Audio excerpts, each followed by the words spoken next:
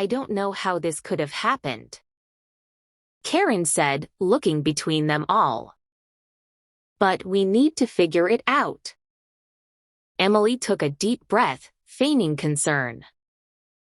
"Mrs. Peterson, could I speak with you privately?" Karen hesitated but nodded, leading Emily into the hallway. David stayed with the twins, trying to keep them calm. "Mrs. Peterson," Emily began, her voice low and careful. "I don't want to cause any trouble, but do you think it's possible that Jake might have taken the money?" Karen's eyes widened. "What? No. He wouldn't." Emily bit her lip, looking away as if reluctant to continue. "It's just that, he did take money from the safe once before. I thought maybe. I don't know. I just wanted to tell you." Karen felt a cold knot of dread form in her stomach. Jake had stolen money from the safe before, but that had been months ago. He'd promised never to do it again. Could he have broken that promise? "I thank you for telling me, Emily," Karen said, her voice shaky. She returned to the living room, her mind in turmoil. David looked at her questioningly, and she quietly told him what Emily had said. He frowned, clearly troubled, but then he remembered something, a detail that turned his doubt into certainty. "Karen, remember the cameras we installed in the office?" Karen's eyes widened in realization.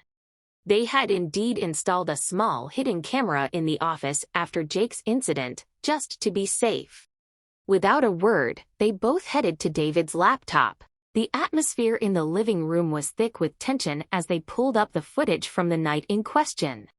The twins were silent, sensing the seriousness of the situation. The video showed the office at night, the door slowly creaking open. Karen's heart skipped a beat as the figure entered the frame, but her shock quickly turned to horror when she realized who it was. It wasn't Jake. It was Emily. They watched as Emily opened the safe, took out the money, and left the room as if nothing had happened. Karen and David exchanged a look of disbelief, a mix of anger and betrayal washing over them. "Emily," David called out, his voice firm. "Could you come here, please?" Emily returned to the living room, her expression still calm, but that quickly changed when she saw the laptop. The color drained from her face as she realized what they had found. "Emily," Karen said, her voice cold. "We saw the footage. We know it was you."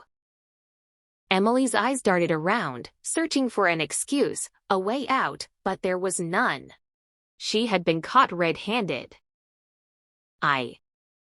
She stammered. "I can explain." But Karen cut her off. "There's nothing to explain. You betrayed our trust. You stole from us, and you tried to frame our son for it."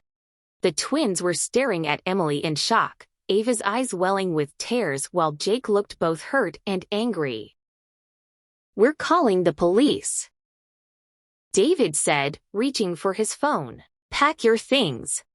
You're leaving tonight." Emily's shoulders slumped in defeat.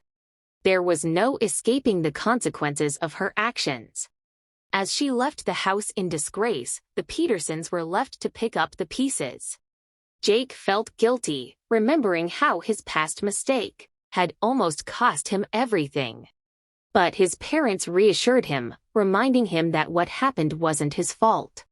It was Emily who had chosen to deceive them, and they had all learned a hard lesson about trust.